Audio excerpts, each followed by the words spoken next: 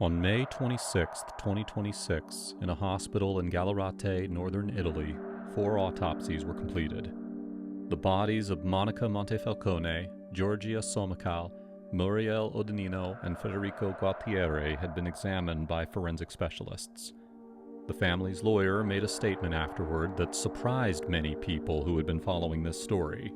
No trauma, no injuries. Whatever killed these 4 people inside a cave 60 meters below the surface of the Indian Ocean, it was not a collision with rock. It was not a fall. It was not an attack from any animal. Their bodies showed no physical sign of violence at all, which means the answer to what happened inside that cave is not written on their skin. It is written somewhere else, in their blood chemistry, in the gas dissolved in their tissue, in the toxicology results that were completed in the same window of time, but have still, as of this video, not been made public.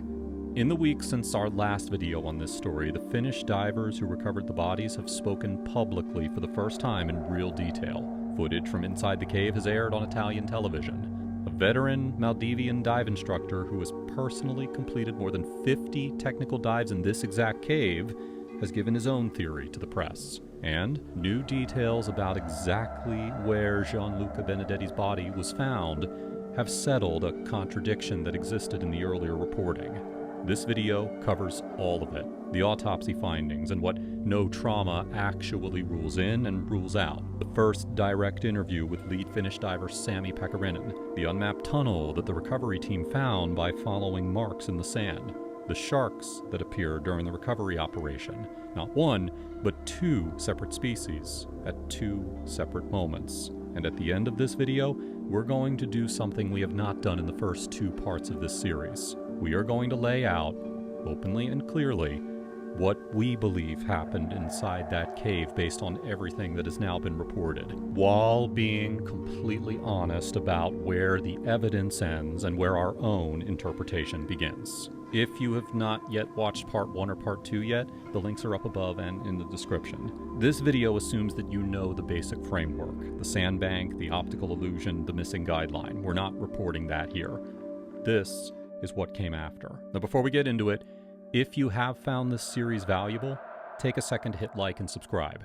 We're going to keep covering this story until there is a real conclusion, and subscribing is the only way to make sure that you don't miss part 4 when the toxicology results or the GoPro footage finally drop. Now, let's get into it. Let's start with what the autopsies actually tell us, and just as importantly, what they do not tell us. The 4 divers found deepest in the cave, Monica, Giorgia, Muriel, and Federico, had their remains repatriated to Italy and examined at Gallarate Hospital, with the forensic work led by specialists, including Dr. Luca Tajana from the University of Pavia's Institute of Forensic Medicine. The examinations were completed on May 26, 12 days after the dive. The finding that the family's lawyer, Giuseppe Pugliese, shared publicly was this: no injuries, no trauma identified. The cause of death, he said, would be determined by toxicology. Now, what does no trauma actually mean in a case like this? It means the divers were not struck by falling rock. They did not suffer fractures consistent with a violent impact. There is no physical evidence that they fought their way through a narrow restriction and were injured doing so. Their bodies, in the most literal physical sense, were not damaged by the cave itself. Now, this matters because it rules out one entire category of explanation. Some early online speculation suggested that the group might have become physically trapped, wedged in a restriction, unable to move forward or backward, dying from exhaustion or crush injury. The autopsy findings make that scenario far less likely. There is no evidence of the kind of trauma that would accompany being physically stuck. So, what does that leave us with? It leaves us with the explanation that toxicology is now being used to confirm death from the physiological consequences of being at depth for too long, breathing the wrong gas in the wrong order, without the equipment or training to manage what was happening to their bodies. Toxicology in a diving death case looks at several specific things. It can detect elevated levels of dissolved nitrogen in tissue, which would be consistent with decompression sickness, though this is more reliably assessed through other methods alongside toxicology, not toxicology alone. It can detect signs of oxygen toxicity at the cellular level in certain tissues, though this is also difficult to confirm definitively after death, and it can rule in or rule out other contributing factors entirely unrelated to the dive, pre-existing medical conditions, for example, or substances that might have been in someone's system before they entered the water. According to reporting from X-Ray magazine, toxicology examinations have reportedly been completed, but as of the time we are recording this, the results have not been made public. And diving medicine experts quoted in that same reporting made an important point. Nitrogen narcosis, the condition most commonly discussed in relation to deep dives like this one, is notoriously difficult or even impossible to confirm definitively through a standard post-mortem examination. Narcosis is a functional impairment of the brain that happens while a person is alive and breathing compressed gas under pressure. It does not necessarily leave a chemical signature that toxicology can isolate with certainty after death. This is an important thing to understand before the toxicology results do become public, whenever that happens. Even when we get those results, they may not give us a clean, simple, single-cause answer. They may tell us decompression sickness was present. They may tell us nothing definitive about narcosis at all, even if narcosis played the central role that the Finnish divers and outside experts believe it did. Forensic science has limits, and this case may run right up against them. What we can say with confidence based on what has been released, these 4 people were not killed by the cave's geology. They were killed by the depth itself, and by everything that depth does to the human body when the equipment and the plan are not built to manage it. Now, in our second video, we noted a contradiction in the early reporting about exactly where Gianluca Benedetti's body was found. Some sources said near the cave entrance. Italian press citing the search team account suggested that he might have been found inside the second chamber. That contradiction has now been resolved. According to the most detailed account currently available, Benedetti's body was recovered from a depth of 60 meters, lying in the first chamber of the cave, close to the entrance. His diving tank was confirmed empty. This matches the core of what we reported in Part 1 and Part 2, with one important clarification. He was in the first chamber, the large, relatively bright chamber just inside the cave mouth, not the entrance corridor itself, and not the darker second chamber where the other 4 were eventually found. He had made it back through the second chamber. He had made it back through the connecting tunnel. He had re-entered the first chamber, the space closest to open water and the surface. And there, with his tank completely empty, he stopped. This detail does not change the emotional weight of his story. If anything, it sharpens it. He did not die deep inside the unfamiliar third chamber alongside the others. He died having successfully retraced almost the entire route back to safety. The first chamber, as we described in Part 1, still has ambient light reaching in from the entrance during daylight hours. He may have been able to see the way out, or close to it, when his gas ran out completely. The distance between where Gianluca Benedetti's body was found and open water was, in absolute terms, short. Patrick Grönqvist, one of the Finnish recovery divers, made a similar point about the other 4 victims when he described their location in the third chamber. Not far in meters, but unbearably far when you cannot see and you do not have the right equipment. The same logic applies here, perhaps even more acutely. Gianluca got further than anyone. He got close enough that, in different circumstances, with slightly more gas, slightly less narcosis-impaired decision-making, slightly different timing, he might have made it. He did not. For the first 2 weeks after this tragedy, almost everything we knew about the Finnish recovery operation came through second-hand reporting. Statements relayed by Dan Europe, quotes that were filtered through Italian newspapers, official updates from Maldivian authorities. That changed when Sami Paakkarinen, the lead diver on the Finnish recovery team, sat down for a direct interview with Italian state broadcaster TG1. His description of what he found inside that cave was blunt, and it cut straight to the heart of why this tragedy happened. He said the group was, in his words, too deep, in a place where they were not supposed to be. That is not a complicated sentence. It does not require an investigation, a toxicology report, or a forensic reconstruction to understand. A team of recreational divers, none of them holding cave diving qualifications appropriate for this environment, took themselves to a depth and into a type of environment that exceeded what their training, their permits, and their equipment were built for. Paakkarinen also gave the most detailed account yet of how his team actually located the bodies. He described finding the victims through a tunnel that was not marked on any existing map of the cave system. The route he and his colleagues followed to reach the third chamber was not a known, documented passage. It was a tunnel that, as far as the publicly available cave surveys show, nobody had charted before. How did 3 Finnish technical divers working in a completely unfamiliar cave on the other side of the world find an unmapped tunnel leading to 4 missing people? They followed marks in the sand, fin kick patterns, disturbed silt, the physical traces left behind by 4 divers swimming through that passage on May 14th. Still visible, faintly but visible, when Paakkarinen and his team passed through nearly a week later.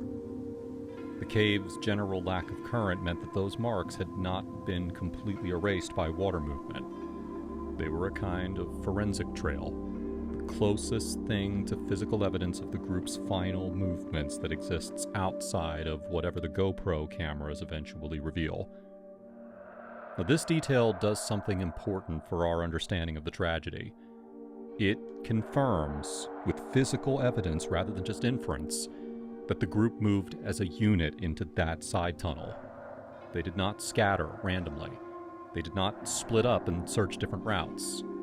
The marks in the sand suggest a group that moved together in the same direction into the same dead end, which is entirely consistent with the optical illusion theory that we laid out in detail in Part 1. If the sandbank made the wrong tunnel look like the correct exit, an entire group moving together toward what looked to every one of them like the way out makes complete sense.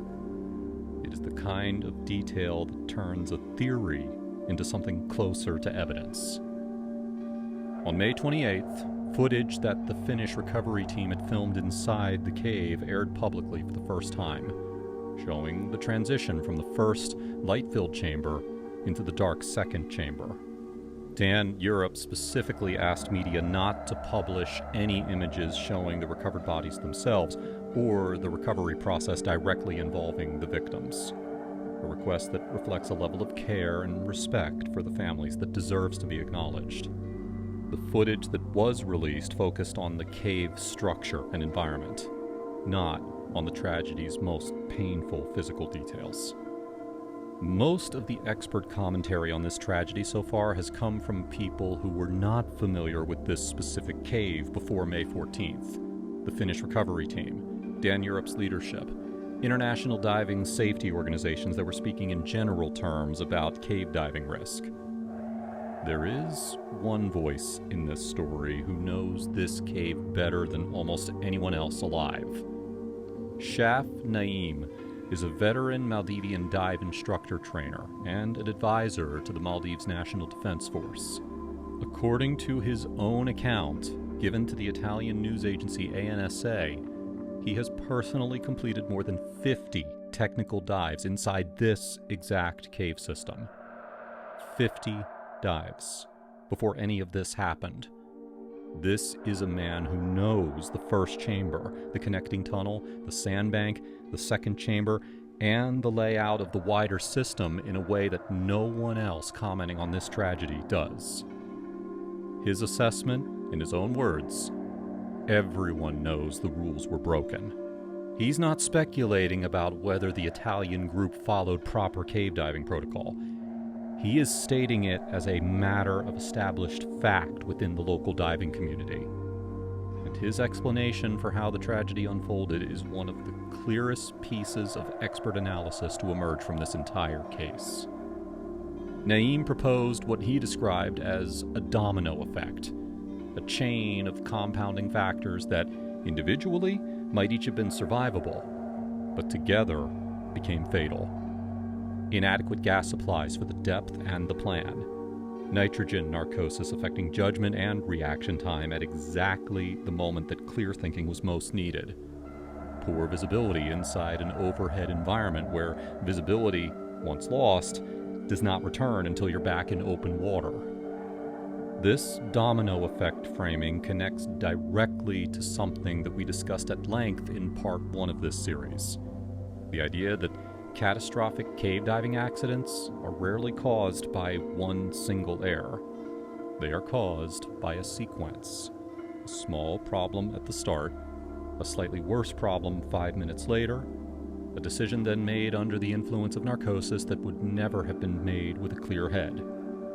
Each link in the chain making the next link more likely, until the cumulative weight of small failures becomes a disaster that no single moment of better judgment could have stopped, because by the time that the real danger became obvious, several of those dominoes had already fallen. Naeem also confirmed something that has been reported elsewhere, but bears repeating with his level of authority behind it. A yellow weather warning had been issued for the day of the dive. Rough seas, strong winds. And the cave site itself is associated, even in calm conditions, with strong currents. A man with 50 dives in this exact location, in a country whose entire diving culture and economy depends on the Maldives being seen as a safe and well-regulated place to dive, was willing to go on record and say plainly that the rules were broken and that everyone in the community already knew it. That is not a small thing to say publicly. 2 separate shark encounters occurred during the 4-day recovery operation, involving 2 entirely different species. During the recovery of the first 2 bodies, Monica Montefalcone and Federico Gualtieri, on May 19th, nurse sharks were reported present at the recovery site. Now, nurse sharks are generally docile, slow-moving bottom dwellers, not considered a significant threat to divers under normal circumstances. Their presence during this particular operation did not interfere with the recovery. During the recovery of the final 2 bodies, Georgia Samikal and Muriel Odenino, on May 20th, the situation was different.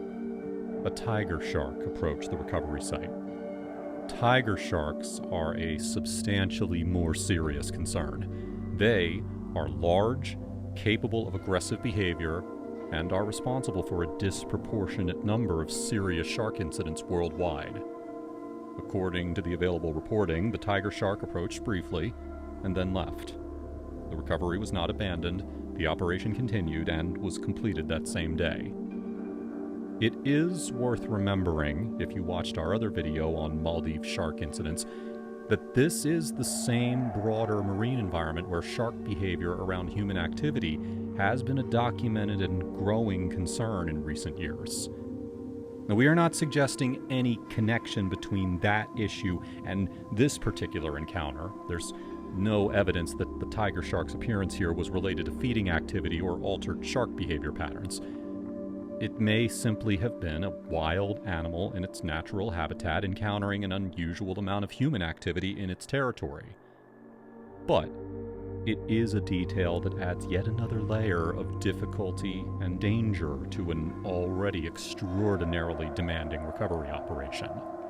Now let's lay out exactly where both formal investigations stand as of this video. In Italy, the Rome Public Prosecutor's Office continues its culpable homicide investigation. The autopsy phase has reportedly been delegated to Deputy Prosecutor Nadia Calcaterra, operating out of Busto Arsizio, with hyperbaric medicine specialists engaged to assist in interpreting the findings. The autopsies themselves are complete. Toxicology is also complete, but not yet public. Prosecutors have formally requested, through international judicial cooperation channels, access to the GoPro cameras, dive computers, and other equipment currently held by Maldivian investigators in Malé. That request, as of this video, does not appear to have been fully satisfied. The footage and data that could potentially answer the most important remaining questions, what exactly happened in those final minutes, whether the group recognized their error before their gas ran out, what their last actions actually were, remain, as far as we know, in Maldivian custody, rather than with Italian forensic investigators. In the Maldives, the government's own inquiry continues in parallel, focused on whether the people responsible for organizing and conducting the expedition took appropriate precautions. The Duke of York's operating license remains suspended indefinitely. No specific individual has been named as a target of either investigation. No charges have been filed. The legal process in cases like this, involving multiple jurisdictions, international evidence requests, and forensic analysis that takes weeks or even months to complete properly, moves slowly by design. That is frustrating for anyone following the story closely, including us, including you, and most of all, including the families who are still waiting for a complete answer about how 5 people they loved died inside a cave on a Thursday morning in May. But slow is not the same as stalled. Autopsies that take 12 days to complete, toxicology that follows shortly after, formal international requests for digital evidence. This is what a serious investigation looks like when it is being done properly, rather than rushed for the sake of a quick public statement. Now, we want to do something a little different for the rest of this video. Everything up to this point has been reporting. Facts that we can attribute to named sources, official statements, expert quotes on record. We think that's the right way to cover a story like this, especially one involving real families who are grieving and a criminal investigation that is still active. But we've now spent 3 videos and many hours of research living inside this story. And we think it's fair at this point to tell you what we actually think happened. Clearly labeled as our interpretation, not as established fact, because some of this genuinely cannot be established as fact. Possibly ever. So with that said, here is our view. We do not think that this was recklessness in the way that word usually gets used. We do not think that Monica Montefalcone woke up on May 14th and decided to gamble with her daughter's life and the lives of her colleagues. Everything about her record, 5,000 dives, decades of careful, methodical scientific work, a cave diving certification that, while limited, shows that she had taken cave diving seriously enough to formally train for it, that points away from a person who treated risk casually. What we think happened is something closer to a small accumulation of small, individually reasonable-seeming decisions that added up to something that none of them would have chosen if they could have seen the whole picture at once. We think that the permit gave them false confidence. A document that says that you're allowed to dive to 50 meters for scientific research, that can create a psychological sense of official sanction that does not actually match the real risk of the specific dive being undertaken. The permit was real, but it was not a permit for cave penetration. But we suspect that distinction blurred in the moment, standing on a boat, looking at a cave entrance that a trusted local guide had been into, quote-unquote, several times before. We think that Gianluca Benedetti's familiarity with the cave was simultaneously the reason that they went in and the reason that they were not more careful. If your guide has been somewhere before and survived, well, it creates a sense that the place is known, manageable, understood. We suspect that nobody in that group was thinking of this as their first cave dive into unknown territory. They were thinking of it as following someone who had a level of local expertise. The problem is that I've been here before and come out, is not the same as this environment is safe for people without cave diving training and equipment. We think that the optical illusion theory that Laura Moroney and the Finnish team have described is almost certainly correct. And the fin kick marks that Paakkarinen found in the Unmapped tunnel make us even more confident in that, not less. A group that turns around together, swims together into a dead end together, and is found together at the end of it, that's a group that made one collective wrong turn under conditions where that wrong turn looked, in the moment, exactly like the right one. And we think that Shaft Naeem's domino effect framing is the most accurate way that anyone has described this tragedy publicly. It's not one cause, a sequence. Depth, narcosis, visibility, gas, time, each one slightly worsening the next until the cumulative weight of small compounding problems became unsurvivable in the first minutes that they actually had once that they realized something was wrong. But what we are less certain about, and what we think the public conversation around this case has sometimes gotten wrong, is the idea that this can be reduced to a simple story of an overconfident scientist ignoring obvious danger. We do not think that the evidence supports that framing. We think that it supports something more uncomfortable. That experienced, careful, well-trained people can still make a fatal collective misjudgment when several ordinary risk factors stack on top of each other in exactly the wrong order, in an environment that punishes mistakes more severely and more permanently than almost any other place that humans choose to go. That's not a comforting conclusion. A story with one clear villain or one obvious moment of recklessness would, in some ways, be easier to tell and easier for everyone to file away with a clean lesson attached to it. What actually appears to have happened is messier and more human than that. Skilled people, real qualifications, a permit, a trusted guide, a sequence of decisions that each on their own might not have been disqualifying, and a cave that did not forgive the combination. We could be wrong about parts of this. The toxicology results, when they're made public, may add detail that changes our view. The GoPro footage, if it is ever released or its contents are ever described publicly, could confirm this reconstruction in full or complicate it considerably. We are working from what has been reported by named experts, with the caveats that those experts themselves have attached to their own theories. But based on everything that's currently available, this is our honest assessment of what happened inside Divanakandu on May 14th, 2026. The toxicology results are still sitting somewhere in a laboratory file, completed but unreleased. The GoPro footage is still in Malay, requested by Rome, but not yet handed over as far as the public record shows. No one has been named as legally responsible for what happened. No charges have been filed. What we have, 5 weeks on, is a clearer picture than we had in part 1, and a clearer picture still than the world had in the first chaotic days after May 14th.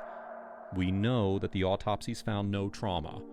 We know that the lead Finnish diver believes, in his own direct words, that the group was simply too deep in a place that they were not supposed to be. We know a local expert with 50 dives in this exact cave says that everyone in the diving community already knew that the rules had been broken.